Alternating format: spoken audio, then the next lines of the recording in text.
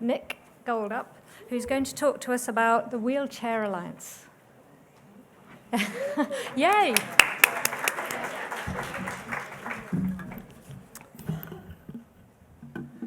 Okay, can you hear me? Yes. So thank you for the opportunity today to talk, and also thank you for sticking around. We're nearly there at the end of the day, so I hope you enjoy my presentation. But my name's Nick Goldup. I'm the Director of Care Improvement at the M&D Association in England, Wales and Northern Ireland. And also I sit on the board of the International Alliance, but I'm not going to talk about any of that today. I'm going to talk about a wonderful opportunity I have to be a volunteer supporting the provision of wheelchair provision in the UK, and there's huge impact and opportunity for the M&D ALS community as well. Back in 2011, I worked for a different charity called WizKids. Now, WizKids provide wheelchairs to disabled children in England, Wales, Northern Ireland and Scotland, and that because people struggle to get the wheelchairs that they need, or not everybody, but quite a lot of people. And the reason that WizKids exists, like many other charities in the UK, is because there are a number of issues that are facing the provision of wheelchairs in the UK. And I've just heard this, to be really, I'm going to sound cantankerous and old, and but I just got bored of hearing the same issues that people were facing and I needed to do something. It wasn't I needed to do something about it. And change the status quo. Oh, does this work? There we go. So over the last 3 decades or so, there's just been so many reports, reviews, recommendations in relation to wheelchair services. There's 2 on the screen there, but they've been made by government and the voluntary sector and various other groups. But they all considered the same thing, that there was considerable variation in terms of provision. And much has been achieved over the years, but there's still some issues around. And they're things like access to the right wheelchair in a timely fashion. Innovation, innovation often gets stuck at the door of the private sectors. People can't afford the latest wheelchairs with the functionality that they need. And so, that becomes a problem. Eligibility criteria. So this is where spend is restricted within some services because of the lack of budget. And data is often something that is a real issue, which means that budgeting and commissioning of services and buying services can be different in each area across the country. And as a buyer in my previous life, don't get me going on the supply chain opportunities. It always frustrates me. Oh, God, I'm cantankerous again, aren't I? It frustrates me again that you can buy something on Amazon and it arrives tomorrow or same day, and yet it takes a long time to get some equipment. But on the flip side, there's some really good stuff as well. So let's be positive. There's some really good pockets of services across England. And there's lots of best practice, and there's lots of wonderful teams of people working and dedicated and working really hard to provide wheelchairs as best they can. So we need to shine that and learn from that best practice.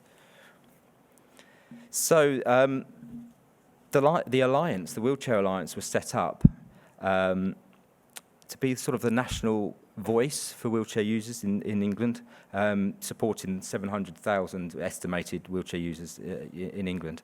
And it's specifically made up of senior stakeholders in the industry. So that's people from the National Health Service, from the charity sector, from industry, the commissioners of the services, the buyers of the service in England as well. And the idea really is, let's get everybody together around the same table to shout about service improvement. And I stayed close to this because when I joined the M&D Association, because I think there's a real opportunity for our M&D community to future-proof the right equipment, especially with a rapidly progressive condition. You need to future-proof the type of equipment that you're receiving. So I was a founder member back 10 years ago, and in 2020 I took over as chairman from the wonderful Baroness Tanni Gray-Thompson in the middle there, who remains on as our patron. But we also widened the board. I wanted to make some changes when I came in, In the bottom middle, we've got Jean Waters. Some of you may know her, a lady living with MND, who's just terrific. And Pauline Matheson is our head of national care in the MND Association as well. So lots of voice around our community at a national level.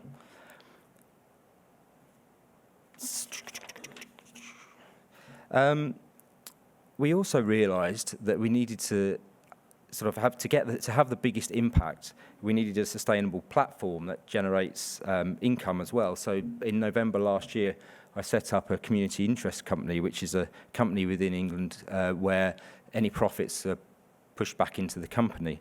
And that allowed us to fund projects and also some staff. And for those of you who know Karen Pearce, the lady on the bottom, well, right as you face, used to be one of the directors of care within the M&D Association as well. So she supports us day to day as an employee of the group.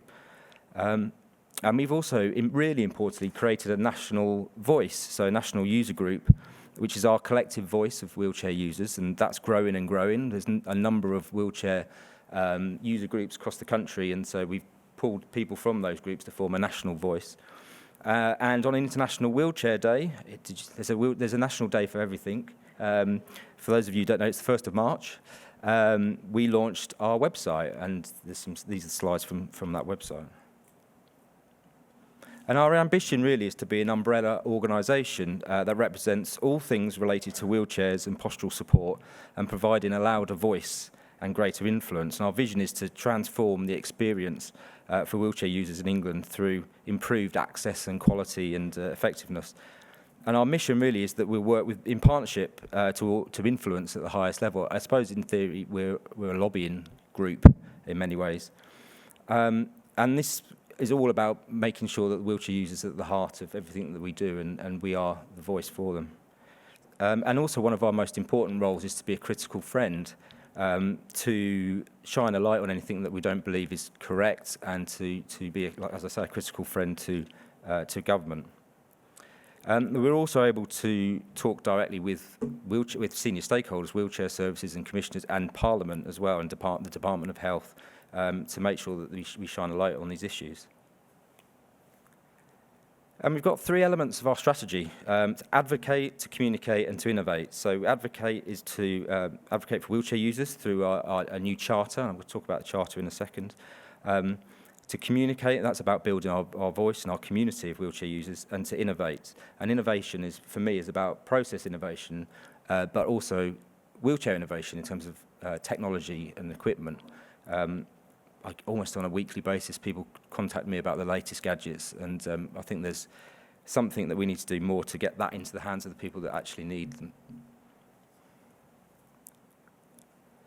So I mentioned the charter earlier. So this was our key tool back in the day, and we've just refreshed it, and it is available on the website. So I do recommend that you go and have a look and see how you could utilise it for your countries. But some of the highlights are that the services, the NHS commissioned services, are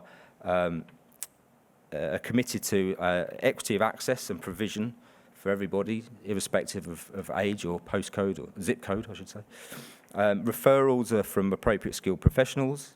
In terms of assessment, wheelchairs and postural support assessment should consider all aspects of individual and current and future needs. Clinicians will work with appropriate services to achieve goals agreed between wheelchair users, carers and the providers. Equipment is delivered and maintained in a regularly reviewed. In the space of funding, opportunities will be sought to access flexible and innovative budgeting. So this is the financial element of being able to get hold of a wheelchair. And finally, staffing and specialist professionals will be appropriately qualified and trained, which many, of course, are. But this was just our tool. This is our mechanism to sort of shine a light on what good looks like, what best practice looks like. And we're on a mission to get all of the wheelchair services in the country, there's 150 of them, to sign up to this. And we're about halfway there, I believe. But as well as, losing my voice, as well as the charter, we really needed a piece of work to hang our hat on as a group. And I, again, recommend you to have a look on our website at this report. It was basically a State of the Nation report for wheelchair provision, commissioned with Motability, who are a charity in the UK, and written by an independent health economist, Frontier Economics. So what did the report tell us? Well, firstly, that funding levels were unacceptable.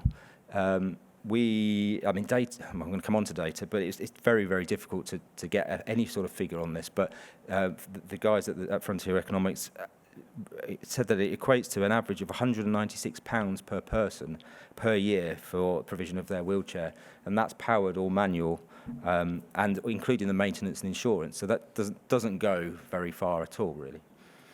Accurate data didn't really exist. And there wasn't really appropriate oversight. There wasn't an appropriate oversight body. So in the UK, we have the Care Quality Commission, which is a group that can oversight best practice and standards. And so, that just doesn't exist. So we've got some asks of government. There's quite a few, and I'll just run you through them. So we're going to ask for a minister that's responsible for wheelchairs. We want to set up an all-party parliamentary group, which is a cross-party group within Parliament to talk about this topic. We want the government to tell us what the annual spend is. I think it's really important. We want a named individual within NHS England, and we want a oversight body as well, like I've just mentioned. And this is also of the moment, really, is that inflation and the cost of living crisis that's currently hitting the UK means that budgets are going to get tighter and provisions are going to get harder. We were told anecdotally that the cost of wheelchairs has gone up 24%, which is ridiculous. I mean, what does that mean? You can only really when you look at the cost of a wheelchair service, it's within the people that provide the service and the equipment. And if one has gone up 24%, that's quite a chunk. So so coming together with everybody involved, and really importantly with the NHS, and to shout about this means that we can have one voice.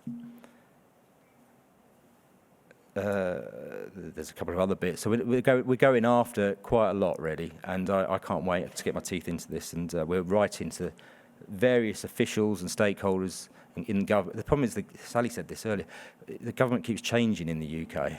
So I'm on my third Prime Minister that we've written to.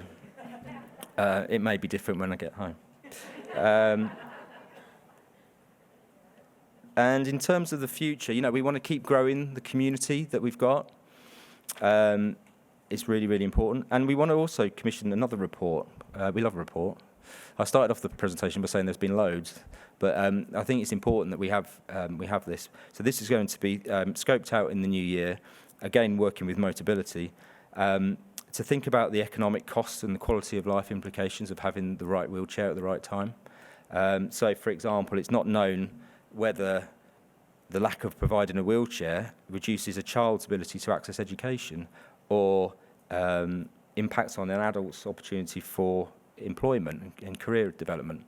And, I mean, money talks, especially with our government. So, what does that mean in terms of tax income, for example? So if we can put the argument together in that way, that could be really useful and allow us to lobby. And of course, fundraising. So we are a group of volunteers, and we want to keep doing what we're doing. So if anybody's got any money down the side of the sofa, do come and see me. Even if it's under the sofa, come and see me.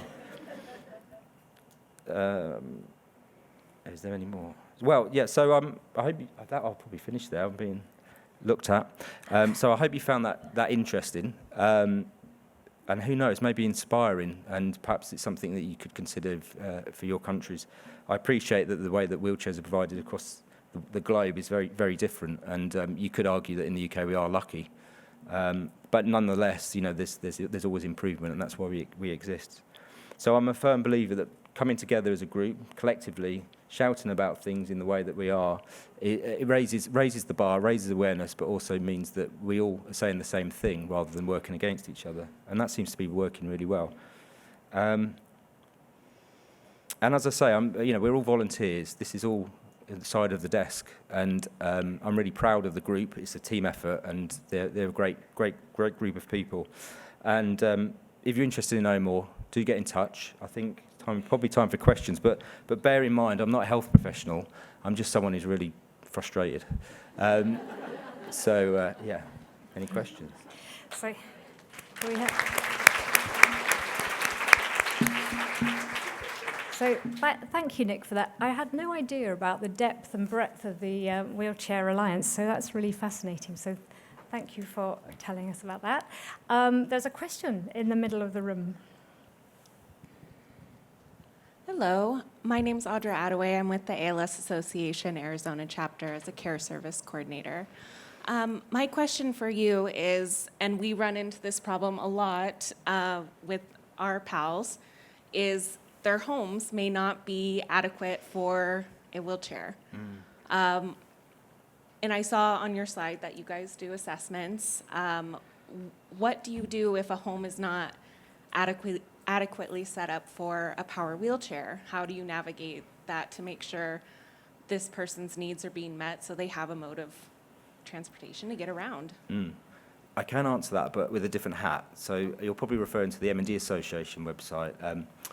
We don't support that through the Wheelchair Alliance that I've been talking about today. But we do see a lot of that where people come to us looking for funding to support in adaptations to the home, especially with ramps and things. And quite often that runs into thousands and thousands of pounds, and we can contribute towards that through the M&D Association. I've heard stories of thinking about the wheelchair provision side of things where people aren't receiving a wheelchair in time before the home's adapted, and then they unfortunately pass away. So you kind of, this is where, okay, another frustration.